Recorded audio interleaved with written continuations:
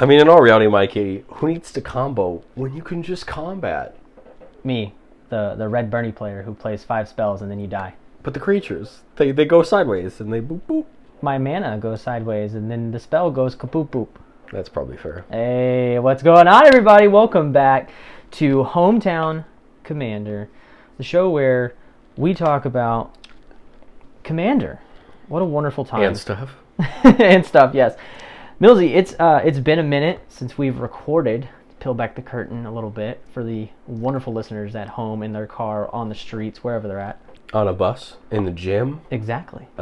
Which would be better than the both of us. Let's be serious. If somebody... Okay, so I almost listened to our first episode today on my run because I was like, I need like an hour because I'll be out for an hour running or whatever. Sorry, no, like shamelessly saying, oh, I'm a runner. Elitist over here. No. He is, though. I do run, but that's beside the point. But anyways, I would love to like know somebody that just like listens to our podcast while at the gym, just like, yes, pumping iron while also listening about blue-black spells. Oh yeah, baby. If you, listener, are one of our awesome listeners who listen to us while you're running, at the gym, maybe on the bike, whatever it is, please go over to our Discord. Yeah, Link's going to be down in the description of this episode. Go in the general chat, tag at Hometown on Discord. That's me, your boy Millzy. I run our Discord. And please let us know awkwardly that you listen to us in the gym, because that's what we want to know in our lives today. 100%. I want somebody to like post them like a 6-second video of them on the treadmill going like 2 miles an hour on that walk because it's too dang cold. It's about to get too dang cold outside. And yeah. But specifically listening to whatever witty thing we had to say at the time. Oh, 100%, yes, 100%. While you are still listening to us, hopefully by this time, man, if you haven't got you some good energy in your body, you need some good energy in your body. But Mikey, where can they find the good energy? Oh, dude, Rogue Energy that I already spent my money on, and I'm happily ready for my stuff. Full disclosure, Hometown Commander has, as a group, spent money on Rogue Energy before we plug this product. This is not something that we peddle because we want to make money, which would be nice. It's because we both use this. We both use other products. I've started to use Rogue personally, and I really enjoy it. And so this is just something where I figure why not plug a product we like instead of shilling out for some random medication that no one actually takes. Listen, I am a very skinny white child thing. I like energy Too drinks. much back-end qualifications. You were good on skinny white man. I don't think you needed the rest of it. Look, I quote myself as a skinny white kid. I can't really do that anymore. I'm getting older, and it's just weird now. Unfortunately, yeah. Yeah, that's what happens. There's laws against that stuff. We'll come back to that getting older thing for somebody here on this show. But I like energy drinks, man. And I'm not going to tell somebody to drink a terrible energy drink because why would I do that? Like, that's just dumb. Like, if I'm putting it in my body, I'm going to let you know that you can put it in your body and it's okay. And I'm not like a put 8 different vegetables into a smoothie and choke it down on the way to work kind of guy. Yeah, I know. And I get it. Some people are into that. Yeah. More power to you. But no, I although we aren't sponsored, I've always enjoyed G Fuel. It's been something I've drank for a long time. Yeah. And I really like Rogue's flavors. In fact, I think I like some of them more than I've liked G Fuel's flavors in the past. So my flavor recommendation for today, I'm going to go back. I know I've used it already, but I just had it yesterday and I really enjoyed it. And that was Blood Orange. It was so good the second time. And if you like orange, if you like that orangey flavor, not orange juice, more of like more towards the orange soda type taste. Yeah. Check it out. I don't with code. I was about to say, I don't have a flavor recommendation. I have our discount code. It is all caps, all one word, Hometown. Yep. You type that in to the discount code option when you are checking out. I did it when I checked out, and I believe I got something off. I don't remember what I got off because I don't remember. There'll also actually be a link as well down in the description. You can click that too, 100%. Whichever's easier for you. 100%. Now going back to getting older, Millzy, one of us got older a few days ago. Unfortunately, that's the way it works. Yes, sir. And you say unfortunately because I believe it was you You are now. Do you want people to know how old you are? You don't have to. I'm perfectly fine. Yes, sir. I'm the big 3-0. Woo, man! Look 30. at this. Look at this man. Look at this young man. We had a funeral. We all dressed in black. Mourn the loss of my youth. No, I'm just kidding. No, You're not a woman, dude. Chill out. It doesn't feel any different. Nice. I'm just more tired than I used to be. Other than that, nice. I mean, not nice, but okay. Wow, that's what I have to look forward to. Yes. Ugh. Well, I mean, there's other stuff, but mostly that. Yeah. No, I'm just kidding. I don't know. Hey, I'm 25, going on either 17 or 70, depending on the day. So. Yeah. I love that it's always a spectrum, you know. Oh yeah. Oh yeah. Well, Millzy, we got a fun deck to talk about today. We have. Some could argue the most fun deck. No, I'm just kidding. You could argue the most fun deck. Our playgroup could argue that it is the #1 enemy of everybody, except me. I will say I see it as a threat, but I don't see it as like the greatest threat of all time in our playgroup, at least. I played it once. I enjoyed it. It's heavy creature, heavy combat-y, heavy smack people in the face, which is always nice. It's also probably your favorite deck, right? It's tough not to be. I mean, this deck has everything I love about green. It has ramp, although not as much as maybe a landfall or an elf ball type deck. It has big creatures, which is, you know, primo. It has combat. Who doesn't like combat? And it has just enough card draw that green shouldn't have to be fun. You know what I mean? I do, actually. That's what's really hilarious about it, is it does a lot for it to seem like it should only do one thing. We are going to talk about Millzy's Goreclaw Terror. Goreclaw Terror of Sisma deck.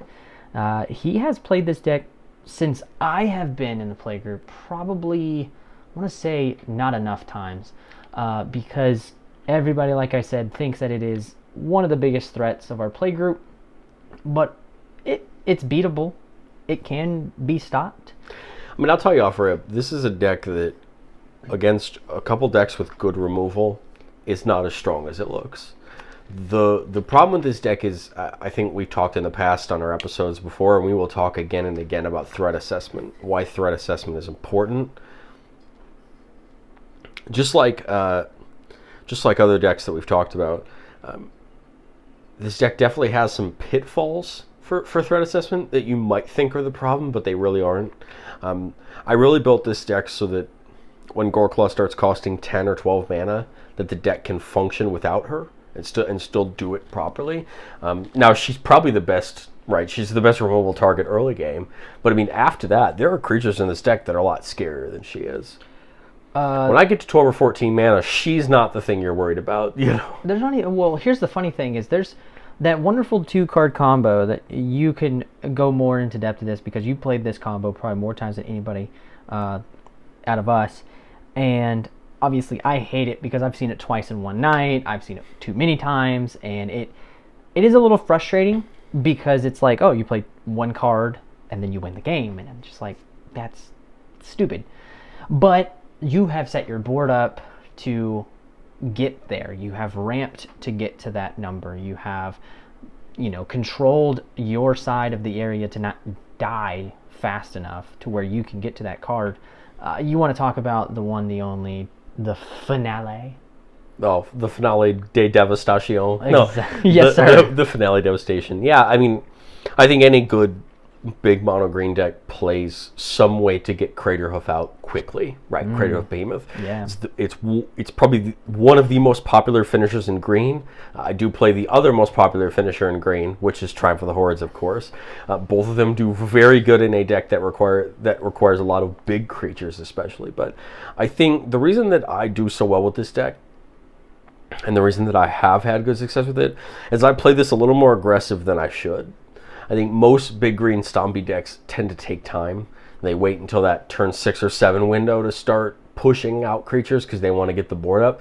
I'm really looking to get Goreclaw down turn 3 if possible, if not turn 4, and really start swinging along the process.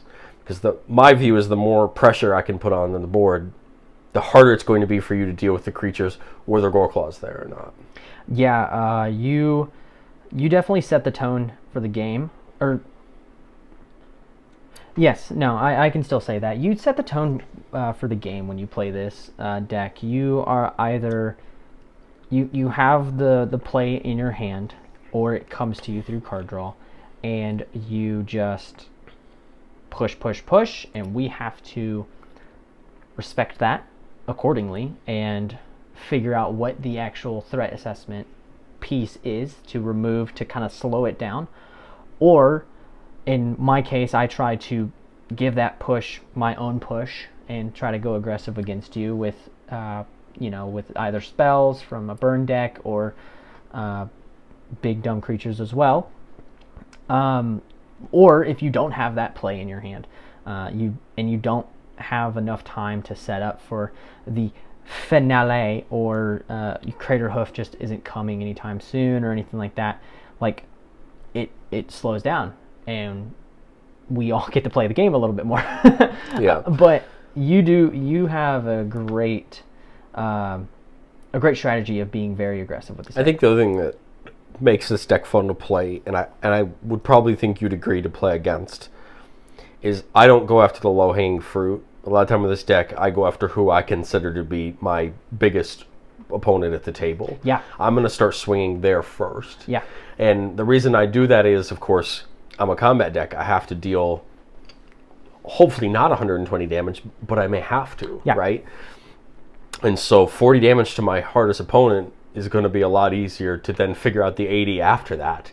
Then, and I think in our play group, we always try our best to let who's ever kind of struggling up last have time. We want to have a good game. We don't just want to get right there. But I've found most combo strategies do not tend well to aggressiveness quickly.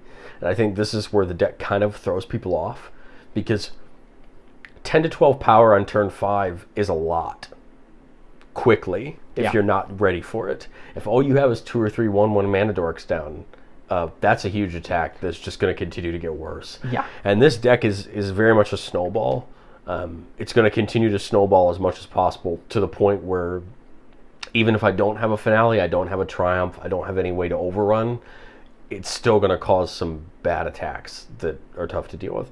Now, I realize that we're minutes into this episode, and I've yet to read the commander. Yeah, for sure. I realize that there are probably people listening to this podcast who don't know who this creature is. I feel like people who've been playing since M19 might know who Goreclaw is. She's a pretty popular green commander. She fits into a lot of other decks. But Goreclaw is a 4/3 for 3 and a green. Legendary creature bear. Always good when it's a bear. It says creature spells you cast with power 4 or greater cost 2 less to cast.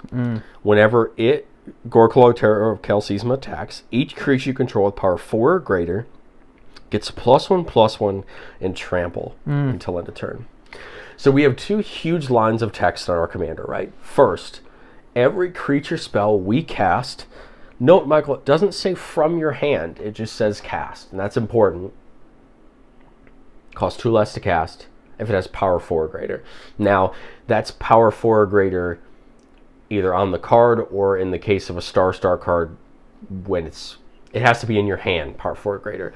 A Hydra that's a 0/0 that gets X tokens, unfortunately does not get any of that. But the second effect, only when she attacks, every other creature with power 4 or greater gets +1/+1 and trample. So our deck kind of has a 2-pronged way that it's built. One, we want to cast some creatures for cheaper than they should come out. Yeah. So in a previous episode, we've gone over probably one of my single favorite creatures in this deck, because it literally is only 2 mana. Mikey, can you guess who I'm referring to here? Off the top of my head, I am... Our favorite menace to society from Throne of Eldraine. It's... Yep. Yep. It's right there. Questing Beast. Yeah. So Questing Beast in this deck is provided Goreclaw's out. is a 4/4 for 2. Oh my gosh. With all of that text. Now, I understand, listener, you're saying, but Millzy, you're cherry picking creatures. Sure, okay, that's fair. It is one creature. But my deck list is going to be linked below in the show notes. This is a link to my personal architect. This isn't a link to our Moxfield account like we have for our head-to-head episodes. But I mean, you'll see that I'm trying to take advantage of playing as many creatures as I can, that with that 2 reduction either get me to just green pips or 2 to 3 mana. Yep. The big difference I think that I've made over the last year versus this list, had we done this list a year ago, is mana dorks. It wasn't something that I really wanted to do for the longest time, so I tried to pick mana creatures that are advantageous to me. So Elysian Carolid, it taps for 1 if you control a creature with power 4 or greater. It taps for 2. Whisper of the Wilds taps for 1 if you have a creature with power greater. It taps for 2. And of course, I'm still playing Llanowar, and I think just the 3 mana dorks, if I remember correctly. Now realizing that maybe like Incubation Druid wouldn't be bad in here either. But I mean, well, if you're looking for more mana, a card I have highlighted, it's pretty good. I mean, it's not bad. It's called Old Gnawbone. Yes. The thing the creature list here is fantastic because they're all creatures that are going to get us value when they come down. What we've already alluded to already is how do we finish the game, right? I think one of the big things we have to remember when we're building decks is how do we finish the game? Or how do we push to finish the game? Because sometimes at Commander, it's not just about ending the game. Sometimes it's turning that tide most of the way. I think, Mikey, you'd agree, most of the time you watch me play this deck, the game doesn't necessarily always end when I finish the game. Sometimes it ends by me taking 2 players out at once, and that ends the game most of the time. So we're playing 4 main effects that are going to kind of be overrun effects, those +3/+3 or those +X/+X and trample effects that are going to push us through for the win. We have everyone's favorite, Craterhoof. Of course, gets better the bigger your board is. Yep. You have Decimator of the Provinces, which is an Eldrazi Boar from Shadows of Innistrad, one of my favorite Ram cards to be in here. Comes down, gives everything +2/+2 and trample until end of turn. You have Enrace Foreigners, which comes in and gives everything +2/+2 trample and vigilance until end of turn. And I believe the 4th one is God Eternal Ronus, who's just going to come down and double everybody's power and give them vigilance until end of turn, which is going to be tough even if they have trample or not. And you look at all them, and I believe all are over 4 power. Is that correct? Yep. The only creatures in this deck that aren't over 4 power are going to be the mana dorks. Okay. So then you have your value from Goreclaw if she's out to have those creatures cost 2 less mana. So I mean, you're dropping, let's just say, God Eternal Ronus for, what is that, 3 mana? Huh?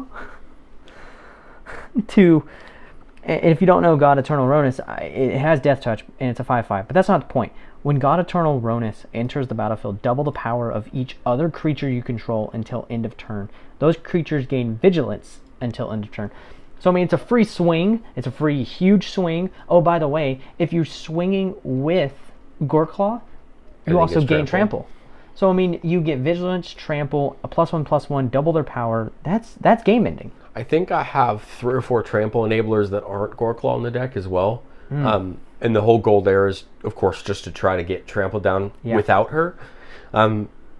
Because my worry with this deck for the longest time has been, can the deck run without her?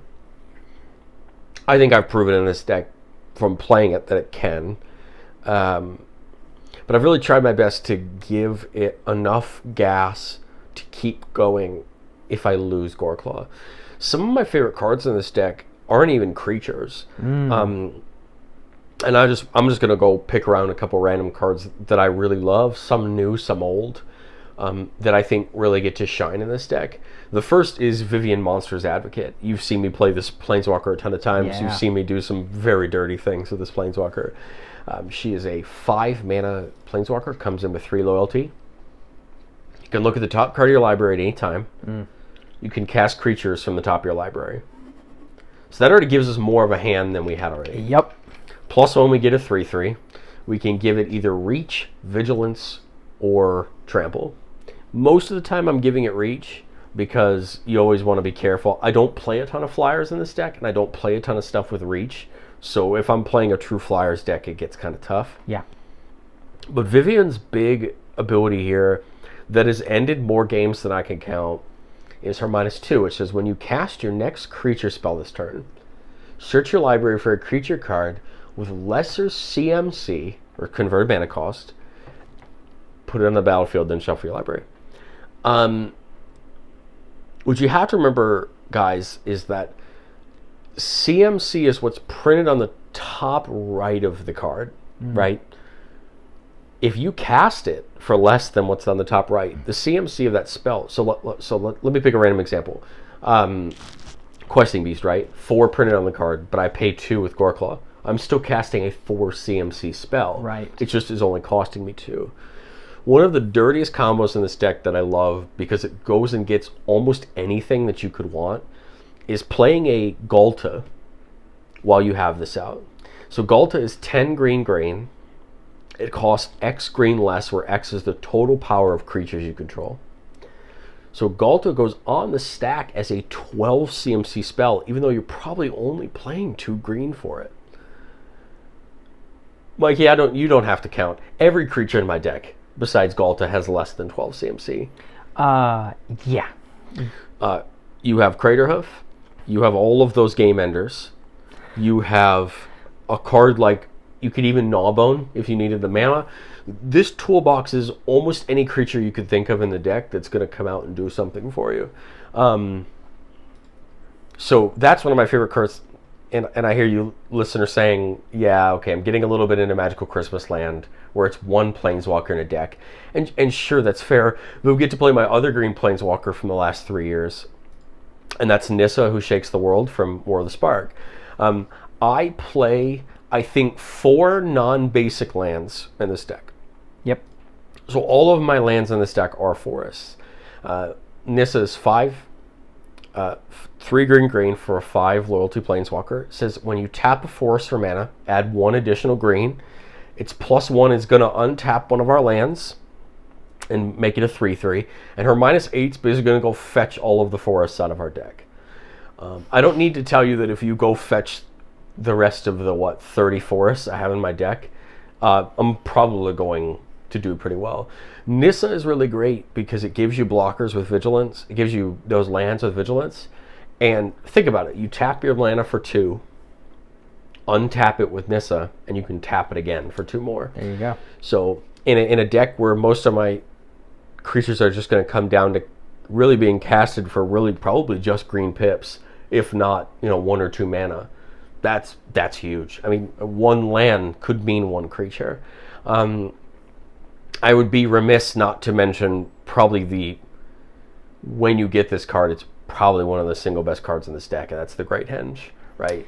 The Great Henge makes any creature deck just better, and in this deck, it tapping for 2 mana is huge. We're probably always going to have a creature with 6 or 7 power out, so it's going to come down cheap. And don't discount that, put a +1/+1 counter on it and draw a card. When green is kind of playing big creatures and getting all your hand out, it's always good to draw some cards. I mean, you're playing over 10 creatures that have 2 green pips. I could probably say over 15 creatures that have like 2 green pips. That Great Henge is going to be very valuable for you for sure. I think the thing I want to highlight, so we talked in our intro episode about my staple binder, right? We talked about that concept. If you're interested in that, please go check out the intro episode. I don't want to go as long into it as we did there. But I got the opportunity to add 3 cards to this deck that I never had in this deck because of that binder. The first was Finale Devastation. The card's sitting at about $40. I couldn't justify putting it in just this deck. After I bought it, it's in more than one of my decks, which is great, and I love that. The second is Growing Rites of Itlamok. It's an enchantment from Ixalan. When it comes down, you look at the top few for some creatures. At the end of your end step, if you have, I believe it is 4 more creatures, you flip it, and it's a Gaia's Cradle on the back.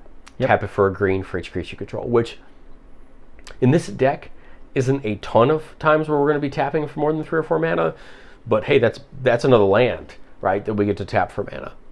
That's good ramp, for sure. And the third card, which I feel bad was never in this deck to begin with, because looking at this deck, it should have been this entire time, and that's Emerald Medallion. I can't believe I didn't have this card in this deck for how good Goreclaw is. So Emerald Medallion, for the chat, or for the listeners here, green spells you cast cost 1 less to cast. All green spells. Yep. I think I only play 2 non-green spells. That aren't Emerald Medallion. Well, oh, no, wait. One of them is Emerald Medallion. You've got, I think, Ronus' Monument. You have Conduit of Ruin, which is an Eldrazi, and you have Ulamog. Those technically aren't green. Oh, yeah. But everything else, I think, as it sits in the deck, is green. So even without Goreclaw out, that's 1 less. And then you have Nylea Keen-Eyed, which is going to drop all creatures by 1. So Emerald Medallion was a more recent add, just because I was like, man, I pumped way too much money into the rest of this deck to not play Emerald Medallion. Man, like, I love the... Excuse me. I love the different cards that you have in here that help Goreclaw out. I know you mentioned this earlier. You tried to build this deck. If Goreclaw isn't out, or if Goreclaw is too high of a mana cost, what can you do to just get her effect in some kind of way? I think you really did a good job. Like you mentioned it. You got the Nylea. You have the Emerald Medallion. You have the Trample Enablers. A couple of Trample Enablers. One of the funniest cards, I think, that you have in this deck is another Game Ender. It's Triumph of the Hordes. I mean, come on. If you have Emerald Medallion out, I mean, you make that a 3 mana spell. Until end of turn, creatures you control get +1/+1 and gain trample. Excuse me. And infect. I need to barf. Some of the best 4 mana you could spend in a green deck right there, let me tell you. And as you know, if you're playing the wonderful format that's Commander, you only need how many -1/-1 counters? Infect. 10. You need 10 poison counters to lose. Poison counters is what they're called, yeah. A Triumph for the Hordes and a Craterhoof is more likely than not game most of the time. Now, there are scenarios where, you may play against a token deck who can chump enough to survive. But, Mike, I think you've always heard me say, being aggressive isn't necessarily always about how much damage you get through. It's about forcing your opponents to make bad blocks for them and good blocks for you. Yeah. So if I Triumph for the Hordes and I don't win, there's probably not a lot of creatures left on the battlefield that aren't mine. Right? Right. And I'm going to be a lot better at rebuilding my creatures than most other decks are. Yeah. So a lot of my way of playing this deck is build up small advantage, push the small advantage over and over and over and over again, and try to push my opponents on their back feet to the point that even removal isn't going to fix the problem. Yeah. You might spot fix the problem, but you're not going to fully fix the problem. I was literally going to give an example of, like, there was a time I think I was playing, it was early on for the play group for me. I was playing Kaikar. I think I Cyclonic Rift the board. Your cards went back to your hand. That is the worst thing that could happen for you. Or, excuse me, for me, to put it back into your hand. Because, I mean, you play Goreclaw, or, excuse me, you play Goreclaw, then you get to play, like, all the other things because of the 2 less costing. You play your ramp spells back. It's just, it doesn't matter. Like, you get it back the next turn. Like, or at least 75% of the board that you had your next turn. And then the turn after that, you're pushing for game, if not moving towards the end. Still going to do a lot. Yeah. I'm not playing as much ramp in this deck as a normal green deck would. Right. So I'm just doing a quick count on my list. I have Kadama's Reach, I have Nature's Lore, I have Rampant Growth, I have 3 visits. So there's all of your... You have 3 pieces of 2 mana ramp and 1 piece of 3 mana ramp. I'm playing Wild Growth, Utopia Sprawl, and Wolf Willowhaven as enchantments. So those are just enchantments that go on a land and make it tap for more. I'm playing an Exploration just because I have a copy of it in my staple binder, and I figured if you have a hand of 4 or 5 lands, Welcome to 2 lands a turn, which Yes. is always great. Because remember, the goal is to get Goreclaw out, hopefully turn 3, if not turn 4 at worst. You have Land of War Elves, Whisper of the Wilds. All the creature around. Yeah, so I mean, very rarely does Goreclaw not come out on turn 3. Yeah. But even when she does, one of my favorite plays on turn 3 is trying to get a decent 3-mana creature out before her. My favorite of those being Ronus the Indomitable, the 5/5 Death Touch Indestructible Amonkhet God. Because it's 3 mana. It coming out the turn before Goreclaw means it can attack turn 4 when Goreclaw hits the battlefield, and it's a 5/5 with Death Touch Indestructible. I mean, it's going to be tough to block. It has a little caveat. Ronus the can't attack or block unless you control another creature with power 4 or greater. Which is most of the deck. So, I mean, the good part is you put this down on turn 3, possibly. You put Goreclaw down on turn 4, you now have a 5/5 Death Touch. Now, without Trample, unfortunately. But still, 5/5 Death Touch Indestructible is not good to block. No. If you want to lose a creature... You can't put a Death Toucher in front of it, right? No, because Death Touch doesn't matter because it's indestructible. Exactly. The only bad block for me would be either more than 5 creatures, right? Because Death Touch means I can do 1 to each. Or if you're playing a creature that has Infect, well, then that's the only thing that can kill Ronus. Yeah, true. I didn't think about that. I've tried to build the creature base of this deck so that we kind of start on turn 5 by trying our best to put as many creatures out as we can to push our advantage.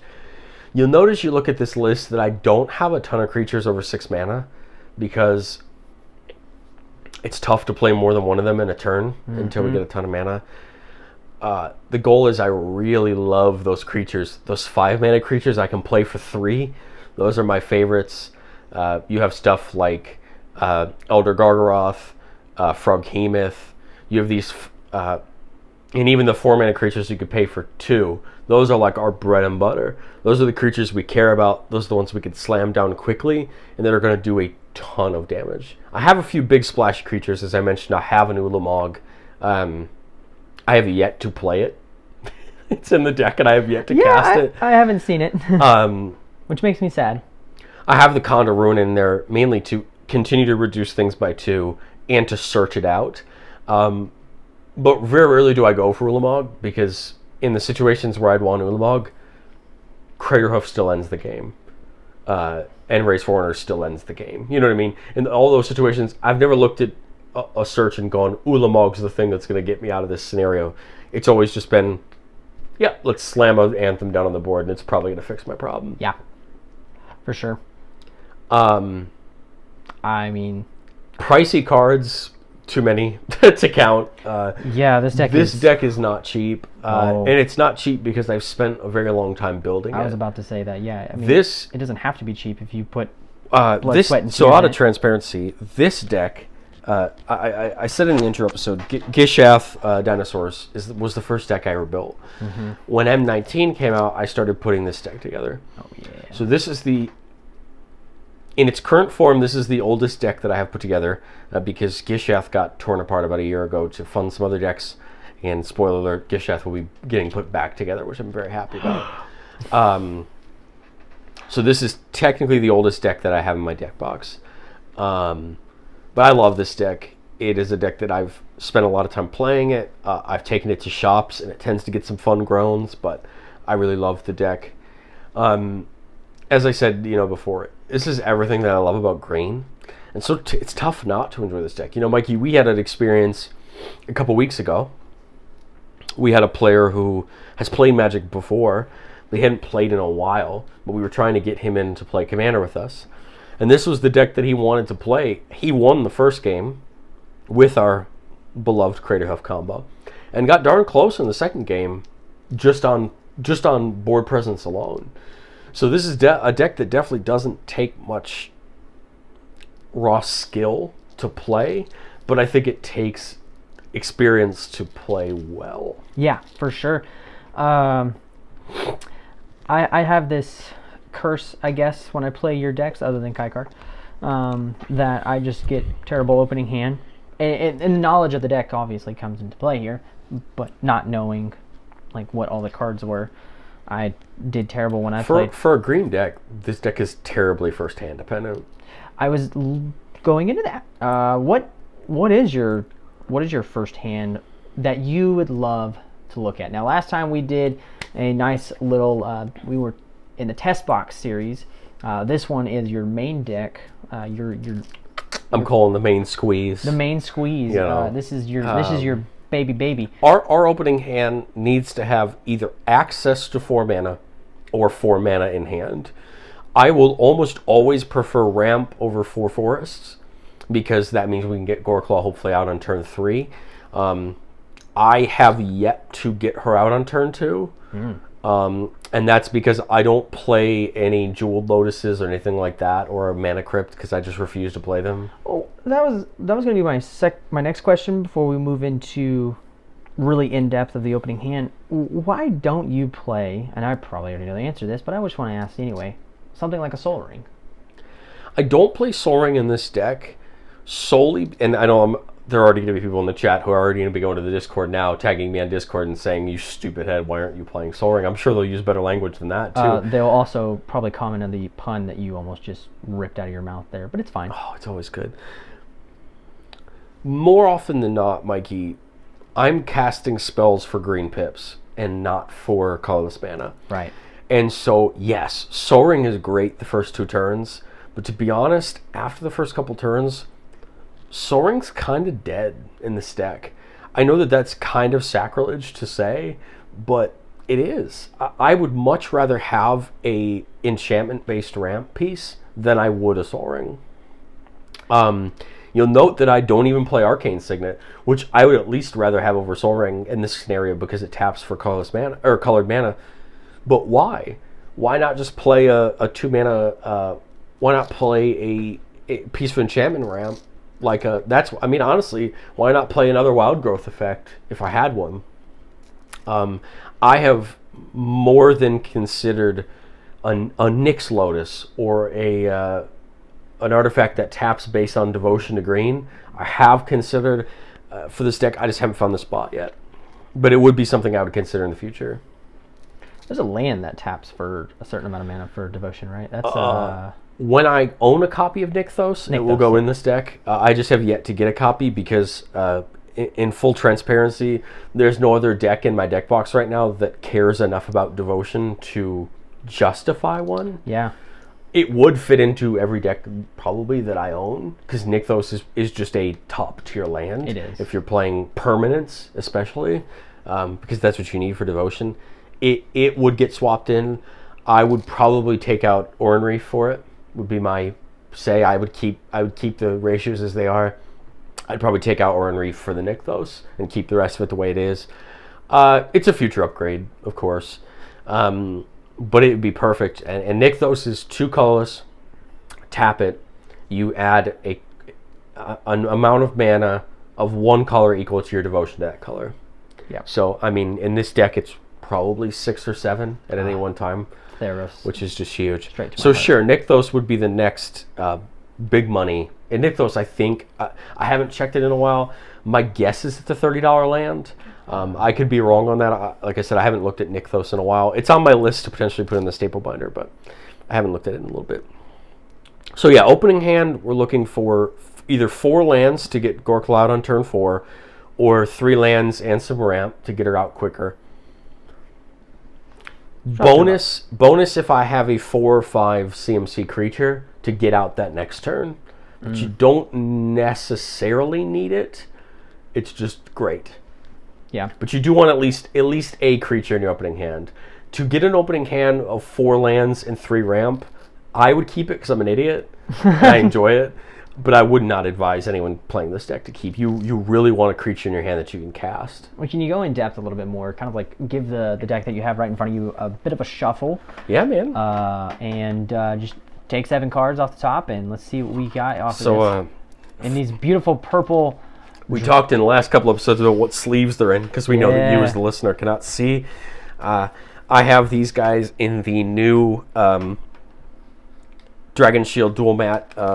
I can't remember the name. I think it's Orchid. It's like a lilac purple. Definitely one of my favorite colors as far as these dual matte sleeves go. I've been really testing them out, and I really enjoy them. So I'm just going to flip the top 7, just like we did in the test box series. I'm going to read you the top 7, and we're just going to talk about would I keep the hand or not. I'm excited. Okay, so the 7 we've shown, we have 2 forests, a See the Unwritten, Ulvenwald Oddity, Elysian Carolid, Iron Scale Hydra, and a 3 Visits. So I would really love to cut probably the Iron Scale Hydra for a forest, but I'm still going to keep this hand because, again, I'm an idiot, so I'm going to keep it. I have a ramp spell and Carolid, so that means it's Goreclaw turn 4 no matter what. Yeah. This is, of course, no matter what I draw.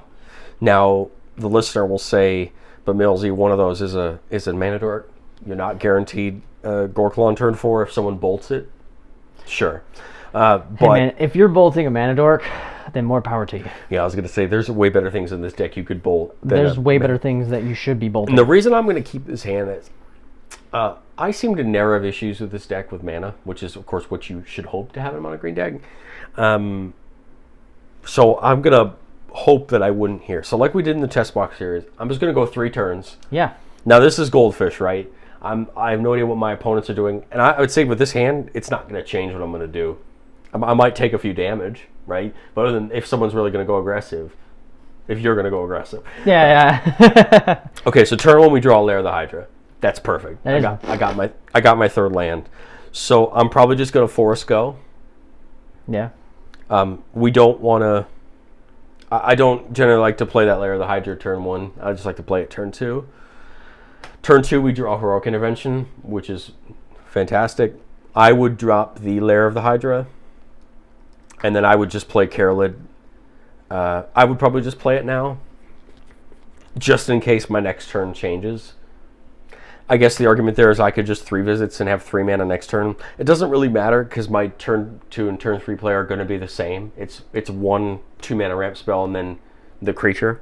The only reason I would play Carolid here is if I hit a Kadama's Reach, it changes my turn 3 play. I guess the 3 visits would have done the exact same. So it really doesn't matter. I have the land to drop anyway. I actually just realized that I'm dropping Goreclaw next turn anyway, so it wouldn't have mattered. It would have actually, because if I don't draw a land, I can't drop... Goreclaw. I have a land in my hand anyway. So I guess it does. I guess Goreclaw does come down here turn 3, no matter which I play, right? Because 3 visits just gives me the 3rd land tapped. So yeah, I just like the creature out there, especially because the turn after, it's now tapping for 2. So turn 3 here, I draw Forest, which is perfect. Tap the 4 for Goreclaw. And on turn 5, I have Iron Scale Hydra and Ulvenwald Oddity that I can play. You now have 3 creatures on board. Ulvenwald Oddity has haste, so you're swinging for 10 at somebody with Goreclaw. Of course, provided there's no removal. And then turn 6, I have that See the Unwritten if I really want to be cheeky. Well, turn 5, I guess, if I really want to be cheeky. Now, Millzy, before you go into your second hand, I want to go back to asking you about some cards that you don't have in here, because I just have to, and I like to. Now, there's one card I will continue to state my case for. You know where I'm going. I do know where you're going with it. It is the best green card in a combat deck, in my opinion, of course. Depending on what it is, it's a little bold. No. I mean, this is my opinion. This is why I say this. Oh my gosh, with an Emerald Medallion, it cost 1 green pip. Holy cow, that's so good. It is Winds of Sisma. And it says, I don't even have to pull the card up because it's probably one of my favorite pet cards. And if you're sitting there as a listener going, Fog is only 1 and blah, blah, blah, Heroic Intervention, blah, blah, blah, listen to what this card says. It says, prevent all combat damage that will be done this turn. Then it also has Ferocious, which was a wonderful thing back in cons. Tarkier. Our deck works well with Ferocious, by the way. Exactly, which I was about to get into. It says, if you control a creature with power 4 or greater, then... what is the word I'm looking for? Then prevent all combat damage that creatures you don't control would do on this turn. So basically what I'm getting to is you're going to have the Ferocious. Goreclaw gives that to you just for free. Hey, good job. You have Ferocious. You have plenty of bigger creatures. If someone were to swing into you and you're like, I should block here. But even better, you're not looking to block. You're looking to play that card as removal, more or less. Or even better, you're looking to play that card as, hey, good job, you just tapped all your creatures if they don't have vigilance. Or if they have flyers, which is even better, because you just talked about how you can't block very well to flyers. This is why you have Vivian, and so on and so on. So, after stating my huge argument there for a second, why not a card like Winds of Sisma? There is a card I have in mind for this deck that does almost the exact same thing, but it does better. Okay. And that's Arachnogenesis. I don't know if you're aware of that card. I am not. I will look it up now. 2 and a green for an instant. You create a 1/2 spider for each creature that's attacking you, and you prevent all combat damage not done by spiders until the end of the turn. The only reason I like Arachnogenesis more than I like Winds of Sisma is I'm going to put those spiders to good use the next turn when I swing with them. You're right. Winds of Sisma should be in the deck, and it's probably worth it for how much Ferocious that I have. Yeah. The reason I would say it's not in here is because I'm a little too aggressive for my own good, and this deck is just built to be a little more aggressive. I think if I built this deck to be more competitive in a shop meta, where people are playing a lot of removal and stuff like that, I think I probably would tech in Arachnogenesis and a Winds of Sisma and stuff like that, but I've kind of had the privilege of this deck of being too aggressive for my own good, and most of the time it works out. Yeah. But I think you're right. As far as what I would cut, that's a good question. Oh, well, we'll go. That's my other problem. A lot of the times, I made the joke to you, Mikey. I don't know if you remember I made this joke to you. My joke was that I look at Goreclaw every week. I want to change this deck every week because there's green cards I look at, I'm like, that should be in there. But the problem is, what's better in slot? Yeah. And that's tough. The answer is probably a creature. You cut a creature for it. You find a creature that maybe isn't as good as it should be. But I really like the deck the way it is. Yes, I am extremely lacking on removal. It's like bad. It's really bad. If I was taking this to a shop more, I'd probably cut an enchantment for like a Croson Grip. I'd probably play a little bit more removal than I do. The reason, to be honest, listener, that I don't play removal is good luck outgunning me, basically. Yeah. I want to have I want to put the challenge on myself to outgun my opponents, and I'm willing to play with that in mind. So if you board wipe me, cool. That's the game of Magic. Yeah. I'm going to rebuild. I want that challenge. I'm sure if you looked at a more well-rounded list, they're going to play a Return to Nature. They're going to play a Croson Grip. They're going to play some more well-rounded removal, and that's great. That's cool. I guess I like being a little more aggressive. I like kind of forcing people onto their back foot a little more, and I think my list is better suited for that. Whereas if someone wanted a more well-rounded list, I would probably advise you cut a couple enchantments and move towards instant speed removal. Yeah. But I think that's what makes the deck mine, right? That's what makes this list mine versus just what EDH Rec says for this commander. Yeah. No, I agree. And that's another point I was going to get to is like, I mean, I'm going to state my case every single time. If I'm playing a green deck and it has creature something or another, Winds of Sisma is going into the deck. I'm not even thinking about it. For you, that's something else. That's a different card that you're looking at that is like, all right, that's my staple. It goes there, moving on. I think there are a couple cards on the short list, like we talked about Nykthos. It goes right into slot, right? Yeah. The Arachnogenesis or the Winds of Sisma are in the sideboard. I just don't know where to put them. I don't know. I mean, it's tough. I think you see people talk in the Commander community all the time about when is a deck done. This is a deck that I've accepted will never be done, because I told you before we started recording, I love this deck because I can put any new green creature that comes out in it and try it out. Yep. If I don't like it, I sub the old creature back in. Yep. Like Froghemoth, for example, is still in this deck because it works really well at what it does. I hate it, but if it didn't, it would be out, and I would find another green creature to go in there. But I like it because this list is different than it would have been a year ago because of all the great green creatures that have come out in the last year that fit so well into the list. And this is the other reason why I love my Gruul Fight Club deck, is because they really give an open-ended way to try those new creatures out and see if they work. And if they don't, cool.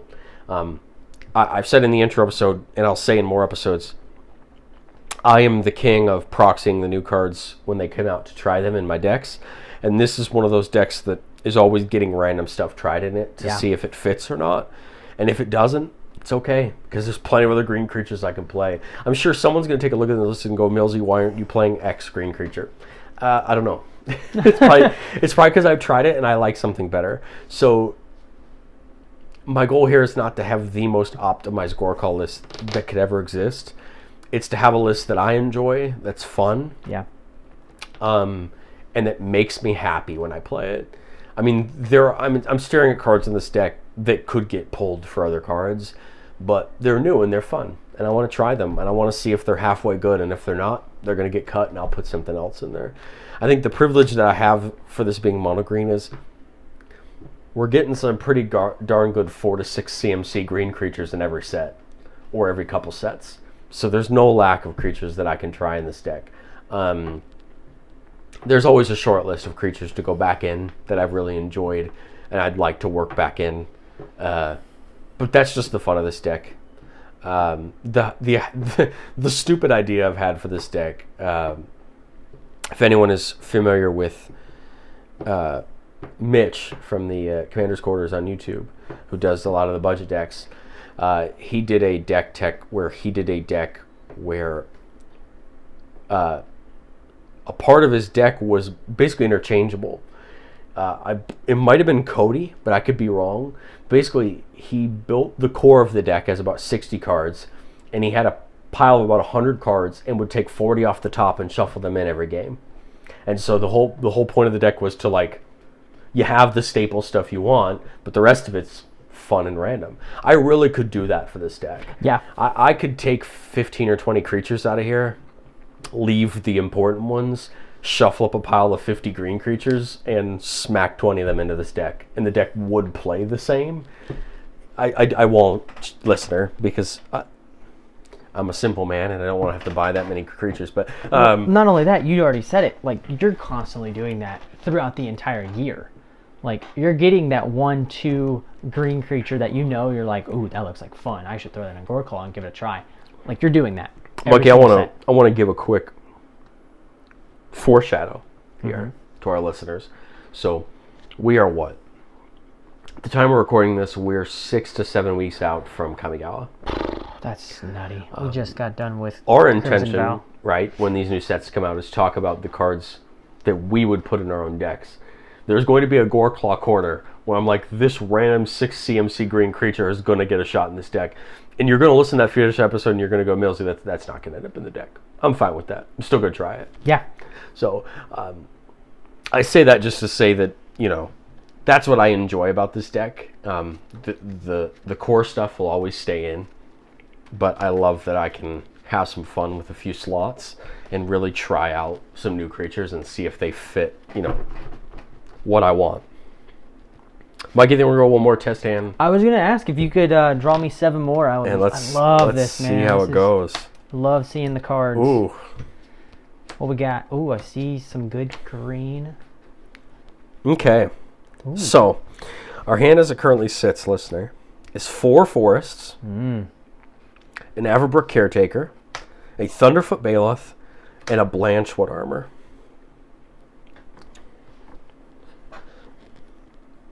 Anyone not me playing this deck, I would say keep it. Keep it. I'm going to keep it because I'm content with playing Goreclaw on turn 4. I'm also not convinced I might not find something along the way. But like I said, our goal is to play Goreclaw either turn 3 or turn 4. This gets Goreclaw down on turn 4, as well as, in all reality, gets us 2 pretty good creatures on turn 5 at the moment. Provided, of course, we hit another land, or we don't because of the cost reduction of 2. But you always want, we don't just want to stop at 4 mana, right? We want to get more. So I keep it. If I'm playing some maybe more aggressive decks, I might try the mulligan, but here I'm probably just going to keep because I think it'd be dumb not to. Yeah, 4 land is 4 lands. So let's draw it up. We draw Farkemoth off the top, which just makes my turn 5 even better. So we're just going to drop the forest, and I would probably play my witty line. As usual, forest go, because everyone loves when my forest go turn 1s. Turn 2, we draw Nature's Lore, which is just perfect. Disgusting. So we're just going to go Nature's Lore for another forest, and that's the perfect reason of why you keep. Because now I've got Goreclaw out on turn 3. So turn 3, we draw 3 visits, which doesn't matter. I mean, we're playing Goreclaw down turn 3. And then turn 4, we untap. We have another land, and now we're moving forward. So I mean, that's just a perfect example of I was content with the 4 lands, but I drew some decent ramp, which just pushed my hand forward. Now, say you're playing against... I don't want to bring up Torbrand. Bring it up. Bring everything up. Make it personal. Let's say you're playing against a deck that has a decent amount of removal. Whether it be bolts from burn or whether it be just straight up like creature die. Do you play Goreclaw still that early? Or do you just ramp some more and try to get the most value out first? So let's rewind. We're on turn 3. Mm-hmm. I have 4 mana up with a forest in hand. Or no, that would have been... Sorry. We have 4 mana up. I have a forest in hand. I played the Nature's Lore. I'm still playing her. And the reason is even if you bolt it, you now have to deal with 3 other 5 and 6 mana creatures that are just going to get better once Goreclaw comes back. If not, turn 5 you have Farkemoth, who's just going to get bigger. Ugh. I still have the Blanchwood armor. Yeah. Which is now giving my creature +5/+5, right? Because I have 5 forests. Yes, sir. No, it's not ideal, right? No, because it's Goreclaw's not there. But I'm trying it in this hand. I was about to say it's there. The value's still there. I think in this hand, I'll take the removal spell because I have enough better creatures. Now, if I had just 2 other enchantments and no other creatures, I'm not going to run Goreclaw out. I'd probably try to ramp a little bit more on turn 3. So I would have 4 or 5 mana on turn 4, and then try to play an enchantment or something and try to bide my time until I have enough mana to put Goreclaw and another creature down and try to be a little bit safer. But that's tough, right? Because we're talking about hypotheticals. Yeah, we're also talking about a hand-dependent decision, right? I will always run Goreclaw out because I want to see what removal you have.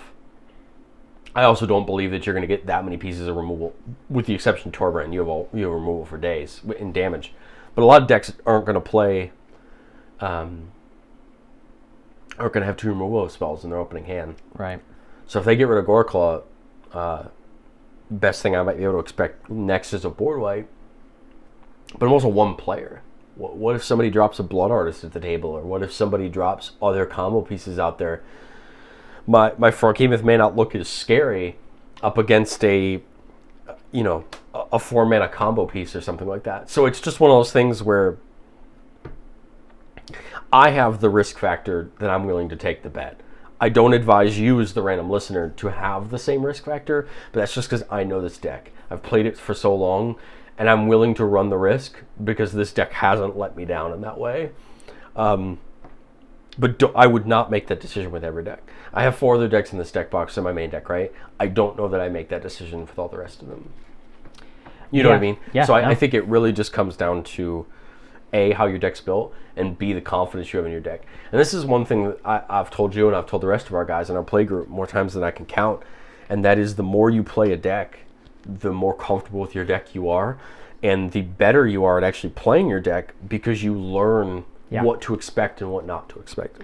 Yeah, this is definitely something that you, as a average listener, the average Commander player, if you don't just love playing CDEDH like everybody else does,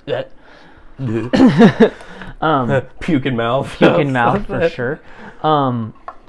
Yeah, playing your deck, play your deck. If you find a deck that you just really like playing, like every time you're with your play group at a store or whatever, find the game where you're like, I'm gonna play this deck.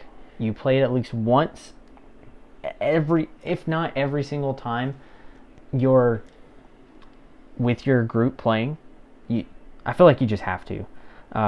If you really want a deck to just be good and you want to, make that the forefront, like for me, like Torbrand is my number one deck, I would say, like that I like playing. At the moment, yeah, I would agree. Yes, that I like playing. And I find a game, maybe even two, to play Torbrand.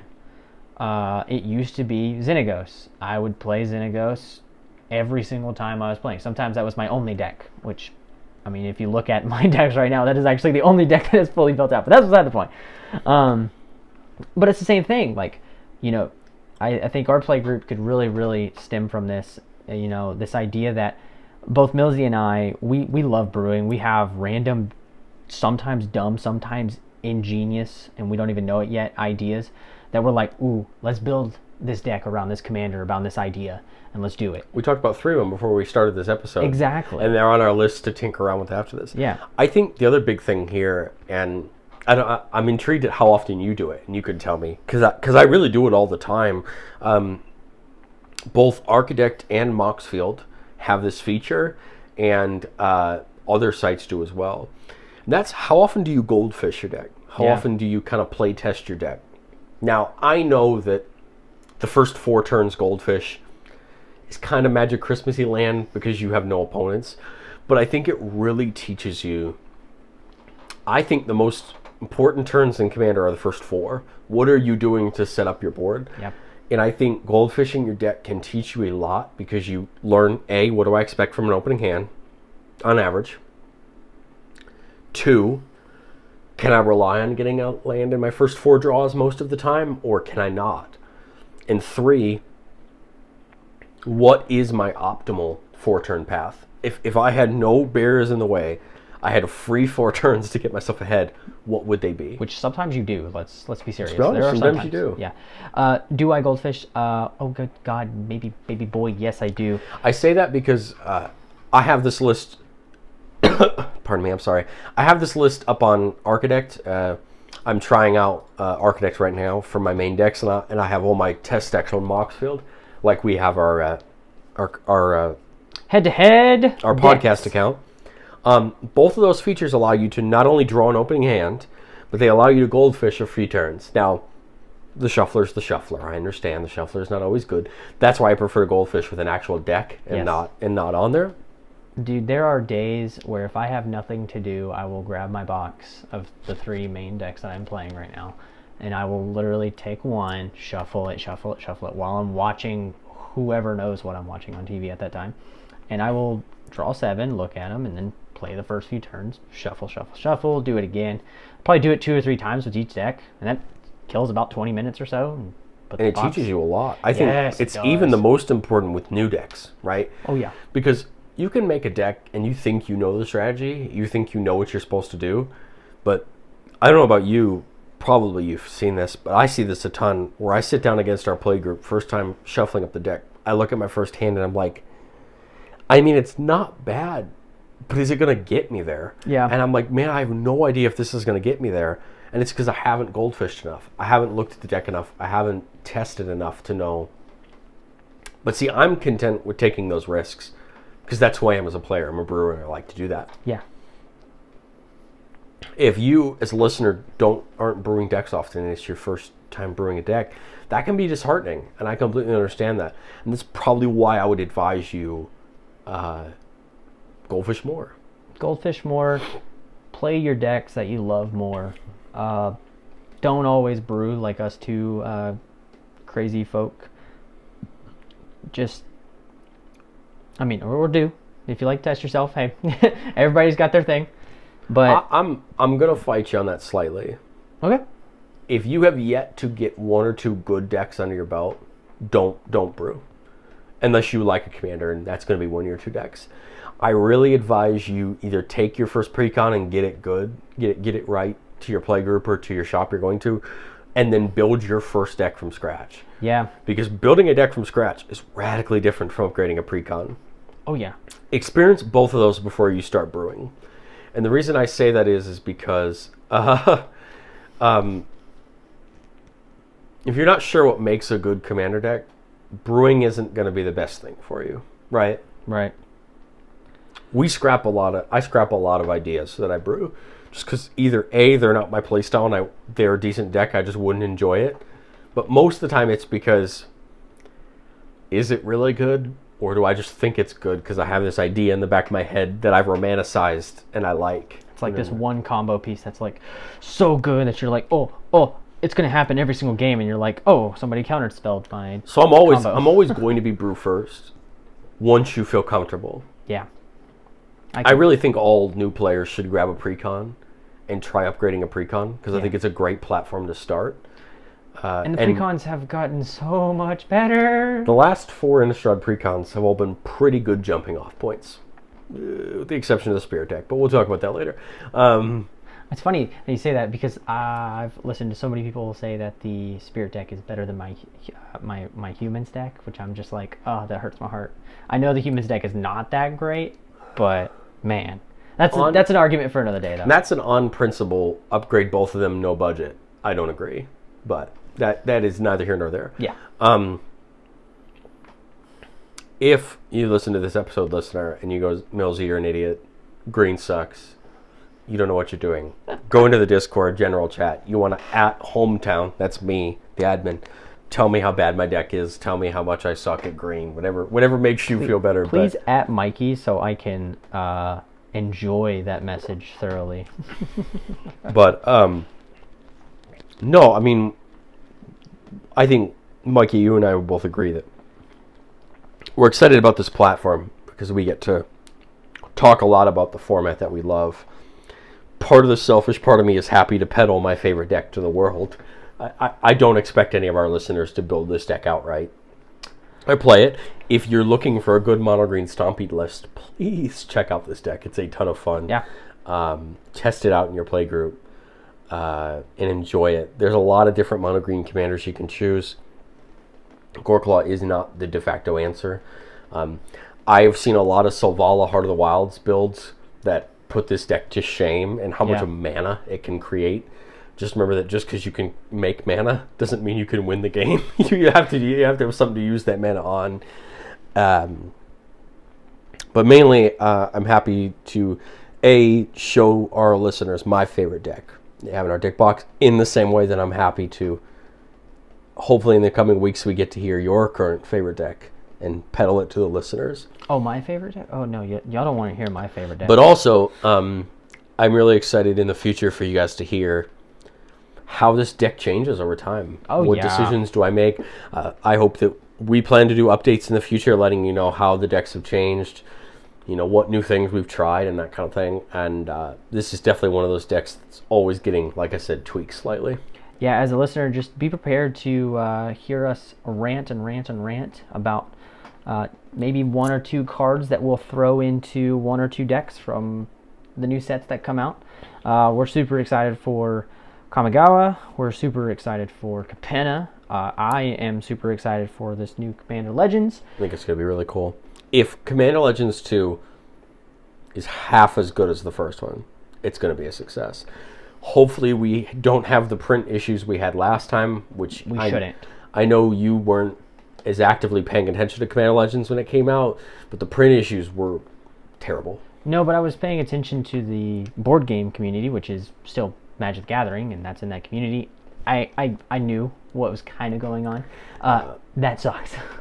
I think, we really saw it with Jumpstart and Commander Legends. Both of those products just got killed in print runs, and it makes me sad because both of those things had so much great value in them that never got out to the community because they just couldn't get found. Yeah. Do you know how much I would have loved to have opened up a collector booster of Commander Legends? Oh, I bet that would have been so by the way, sweet. $350, $400 online right now for a Commander Legends collector booster box. No wonder those cards are so stupidly expensive. I wanna put this in this episode as an Easter egg. Okay. I want to see if anyone actually takes me up on this. Okay. In the future, as soon as a certain website posts pre-orders for Kamigawa, we will be buying a collector's booster personally for us to open. Yes. Take some cards out to enjoy, and if not, buy a list to run the train again. Run the choo-choo train again. If you're wondering as a listener, how the heck did you get that kind of money? That's what happens when you find an old collection and you have enough from that old collection to buy a collector's box and then continue to cycle through a couple. Or, just spend too much money in general. If you as a listener listening to this episode, an hour and whatever it is into this episode, that's not even about coming out at all. If you think we should do something fun with that collector's box when we get it, I want you to go into the Discord at either of us and let us know that you want something done. I don't know if that means a live stream. I don't know if that means maybe on Discord we could even video us opening it. I don't know. Could be fun. But if you want that as a reward for you listening to me ramble on about how much I love green for the last hour, go at me. And I think it'd be fun.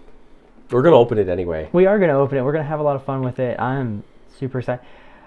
I'll even go one further.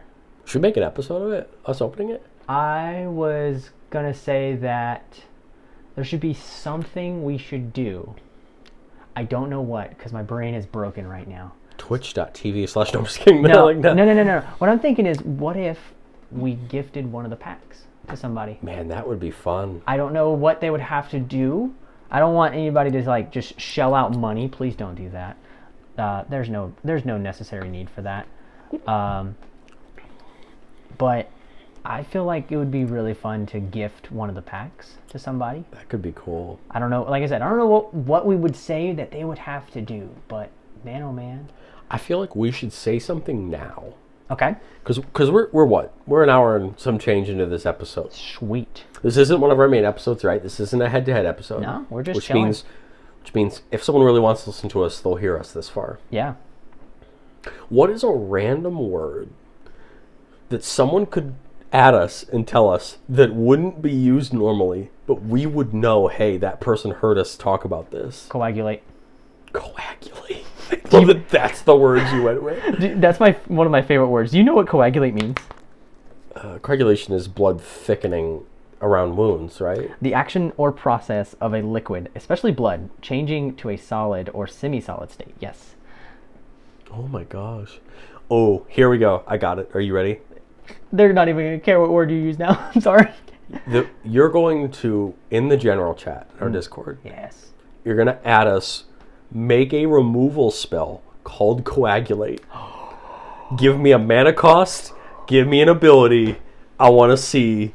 And the best one that you can come up with reasonably. Yes! I'm not talking like 9 black, destroy all creatures, deal 50 damage to each player, or something crazy like that. No. Come on. Let's make it would be legal commander. The most creative removal spell, both in cost and in effect, will get you... We'll pick a few, we'll put you in a wheel me or something. And if you make it a green card, you will automatically be disqualified. First points? No, we're done with green. It has to include black? I'm not even going to tell you it has to be mono black. I want to see what people come up with for Coagulate. Okay, I'm excited. But that is, we're gonna announce it right now. I hope that someone listens to this. Yes, and same here. that we get something in the Discord. Oh man, I want to. Okay, we have to write this down somewhere, tattoo it on our forehead or something. Be like, this is what the word is. Both of us will write this down when we re-listen to this episode. Yes, 100%. So that's going to be it. In the general chat, you're going to at either of us, either at Hometown or at Mikey, in the general chat, in our Discord. You need to tell me what the cost is for the spell, Coagulate what the cost is, what it does. We'll pick a few of our favorites. We'll read them off on a future episode, and then we'll do a wheel me or something, and we'll pick somebody to win a pack. I'd prefer North America so that we don't have to pay out of our butt to ship it. Yes, I agree. But we'll go down that road when we get there. Yes, for sure. So if you've listened this far, please come have fun with us. You know what? Why don't we have even more fun, Mikey? Why don't we both make a coagulate card? Okay. Wait, but you and I make a coagulate card. Each. Okay. We'll each make one. I'm very And then in that future episode when we announce the winner, we'll say what ours are. Oh, I like it. All right. We're going to have an entire... I feel like this is like leading to so many things. Like blood is just leading to so many things, Millzy. This is so great. I almost feel like we shouldn't say any more than that. I agree. I want to. No, we're done. But we're done. So hint, hint, blood. That sounds so weird. Well, guys, ladies and gentlemen, boys and girls of all ages, this has been our wonderful talk on Millzy's main squeeze, Goreclaw, the terror of Calcism. And the first initial contest announcement yeah, for sure. Which definitely was out of left field, but hey, listen. Sorry, that's just we like to do things our way around here. Listen, if I'm I'm just gonna be that guy. I'm a gift giver. I love to just give people whatever I can. So yeah, I'm perfectly fine with just shilling out a random pack from one of my personal collector's boosters. Granted, I will be very upset if you get something that I really want. But yeah, it's gonna be awesome. Hey, it's business, baby. It is business, baby. We hope you all enjoyed listening to us ramble about a wonderful green card and a wonderful green deck. Go out into the world, the worldly tutor of the world, and build your own green stompy stomp, green draw engine, green. I only want to play mana cards, and that's how I'm gonna win by infinite mana. I don't know how you win in that, but hey, you know what? Go do that. And tell us how it is in our Discord. And tell us how it is in real life if we meet up with you. I'm Mikey. And your boy Millzy. We'll see you next time.